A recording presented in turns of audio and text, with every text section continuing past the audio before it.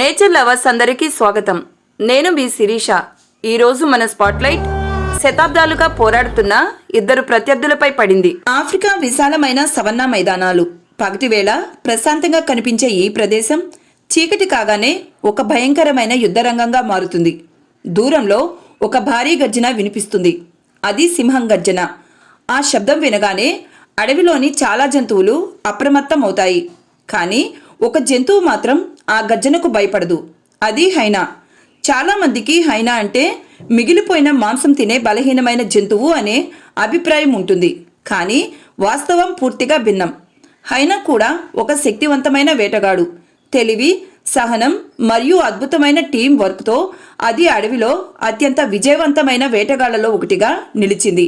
ఈరోజు మనం తెలుసుకోబోయేది కేవలం ఒక పోరాటం గురించి కాదు, లక్షల సంవత్సరాలుగా కొనసాగుతున్న రెండు అద్భుతమైన వేటగాళ్ల మధ్య ఉన్న శత్రుత్వం గురించి. సింహం అనే పేరు వినగానే మన కళ్ళ ముందు ఒక శక్తివంతమైన గర్వంగా నడిచే జంతువు కనిపిస్తుంది. మగసింహం తల చుట్టూ ఉండే భారీ జూలు కేవలం అందం కోసం కాదు, అది ప్రత్యర్థులతో పోరాటంలో మెడను రక్షించడంలో సహాయపడుతుంది. సింహాలు పిల్లి కుటుంబంలో అత్యంత సామాజిక జీవులు. చాలా పెద్ద పిల్లి జాతులు ఒంటరిగా జీవిస్తే సింహాలు మాత్రం ప్రైడ్ అనే కుటుంబంలో సమూహాలుగా జీవిస్తాయి. ఒక ప్రైడ్లో అనేక ఆడసింహాలు, వాటి పిల్లలు మరియు కొన్ని మగసింహాలు ఉంటాయి.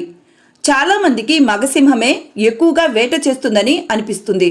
కానీ నిజానికి ఎక్కువ వేటను ఆడసింహాలే చేస్తాయి.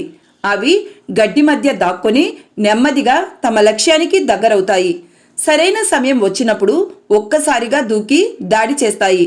జీబ్రాలు, అడవి దున్నలు, జింకలు వంటి పెద్ద జంతువులు కూడా వాటి ఆహార జాబితాలో ఉంటాయి. కానీ ప్రతి వేట విజయవంతం కాదు. కొన్నిసార్లు చాలా గంటలు ప్రయత్నించినా ఖాళీ చేతులతో తిరిగి రావాల్సి వస్తుంది. హైనాకు చాలా కాలంగా ఒక చెడ్డ పేరు ఉంది. సినిమాలు మరియు కథల్లో దానిని తరచుగా దొంగతనంగా ఇతర జంతువుల ఆహారాన్ని దొంగిలించే జంతువుగా చూపిస్తారు. కానీ శాస్త్రవేత్తల పరిశోధనలు చూపించిన ప్రకారం మచ్చల హైనాలు తమ ఆహారంలో పెద్ద భాగాన్ని తామే వేటాడి సంపాదిస్తాయి. హైనాల శరీర నిర్మాణం వాటిని అద్భుతమైన వేటగాళ్లుగా మారుస్తుంది. వాటి ముందు కాళ్ళు వెనుక కాళ్ల కంటే పొడవుగా ఉండడం వల్ల ఎక్కువ దూరం పరిగెత్తడంలో కూడా సహాయపడుతుంది. హైనా దవడ చాలా శక్తివంతమైనది. ఇతర వేటగాళ్లు వదిలేసిన ఎముకలలో ఉండే పోషకాలను కూడా ఇవి పొందగలవు. దీనివల్ల ఆహారం కొరత ఉన్న సమయాల్లో కూడా అవి జీవించగలుగుతాయి. హైనాల గుంపును క్లాన్ అంటారు. ఒక క్లాన్లో కొన్ని సందర్భాల్లో 80 మంది వరకు సభ్యులు ఉండవచ్చు. ఆశ్చర్యకరమైన విషయం ఏమిటంటే హైనా సమాజంలో ఆడహైనాలే అధికారం కలిగి ఉంటాయి. అత్యంత శక్తివంతమైన ఆడహైనా క్లాన్కు నాయకత్వం వహిస్తుంది. ప్రతి సభ్యుడికి ఒక స్థానం ఉంటుంది. ఎవరు ముందు తినాలి, ఎవరు వెనుక ఉండాలి అనే నియమాలు కూడా ఉంటాయి. వాటి ప్రసిద్ధ నవ్వు శబ్దం నిజానికి నవ్వు కాదు, అది భయం, ఉత్సాహం లేదా ఇతర హైనాలకు సమాచారాన్ని ఇవ్వడానికి ఉపయోగించే ఒక కమ్యూనికేషన్ విధానం. ఆఫ్రికా సవన్నాలో ప్రతిరోజు జీవితం కోసం ఒక పోరాటం కొనసాగుతూనే ఉంటుంది. ఆ పోరాటంలో అత్యంత ఆసక్తికరమైన ప్రత్యర్థులు సింహాలు మరియు హైనాలు. ఈ రెండు జంతువులు ఒకే ఆహారాన్ని వేటాడుతాయి. జీబ్రాలు, అడవి దున్నలు మరియు ఇతర పెద్ద శాకాహార జంతువుల కోసం ఇవి తరచూ ఒకే ప్రాంతాల్లో తిరుగుతాయి. అందుకే వీటి మధ్య ఘర్షణలు సహజం. ఒక సింహాల గుంపు కష్టపడి వేటాడిన జంతువును హైనాలు గమనిస్తాయి. అవి వెంటనే దాడి చేయవు. ముందుగా పరిస్థితిని పరిశీలిస్తాయి. హైనాలు తమ ప్రసిద్ధ శబ్దాల ద్వారా క్లాన్ సభ్యులకు సమాచారం పంపిస్తాయి. కొద్ది నిమిషాల్లోనే చుట్టూ మరికొన్ని హైనాలు చేరుతాయి.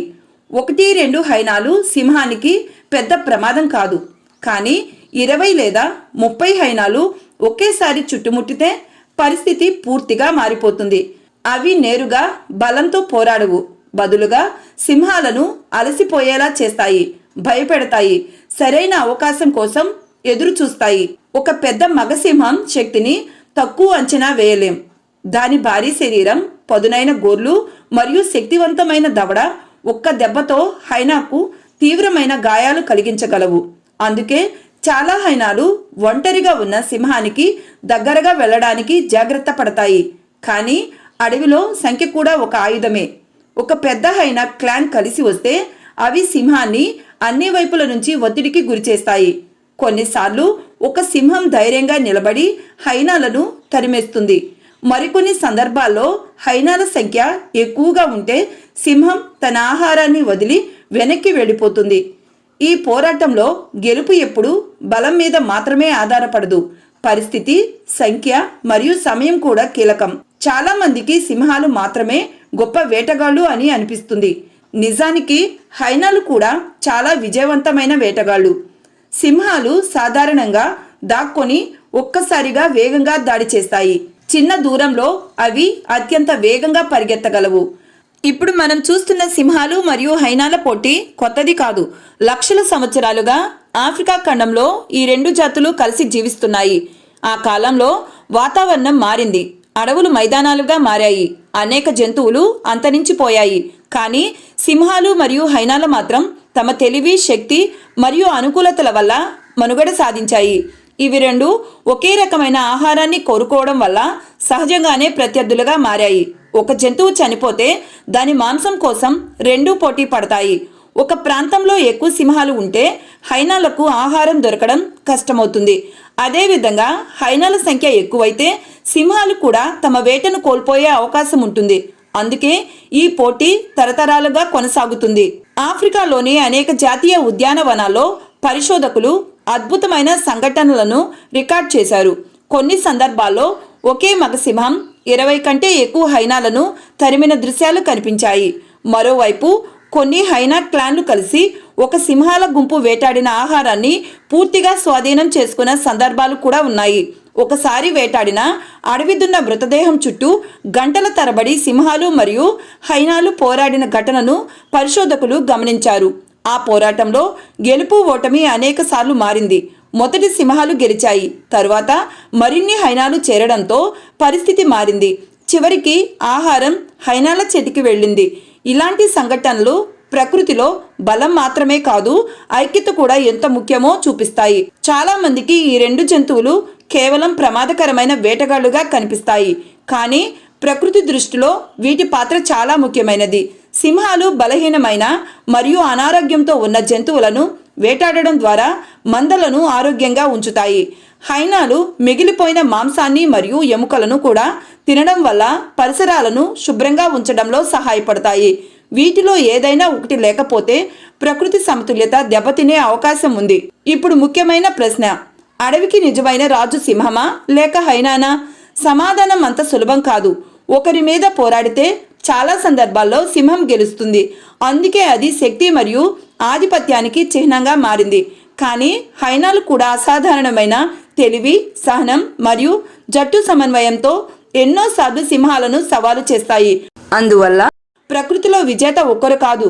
సింహం బలానికి ప్రతీక, హైనా తెలివికి మరియు ఐక్యతకు ప్రతీక. ఆఫ్రికా అడవుల్లో ప్రతి రాత్రి ఒక కథ రాయబడుతుంది. గర్జించే సింహాల కథ, నవ్వుతున్నట్లు వినిపించే హైనాల కథ. బలం మరియు తెలివి మధ్య యుద్ధం, ఒంటరి వీరుడు మరియు ఐక్యమైన సైన్యం మధ్య పోరాటం. ఎవరు గెలిచినా ప్రకృతి మాత్రం ఎప్పుడూ గెలుస్తుంది. ఎందుకంటే ఈ రెండు అద్భుతమైన వేటగాళ్లు కలిసి ఆఫ్రికా అడవుల సమతుల్యతను కాపాడుతున్నాయి. ఒకవైపు అడవికి రాజు, మరోవైపు ఎముకలను కూడా పగలగొట్టే యోధుడు. సింహం మరియు హైనా మధ్య యుద్ధం. నిజంగా గెలిచేది ఎవరు? ఇలాంటి మరింత ఆసక్తికరమైన ప్రకృతిలో నిరంతరం జరిగే జీవన పోరాటాల గురించి తెలుసుకోవాలనుకుంటే ఇప్పుడే మా ఫ్లేమ్ ఆఫ్ విజ్డమ్ ఛానల్ని సబ్స్క్రైబ్ చేయండి.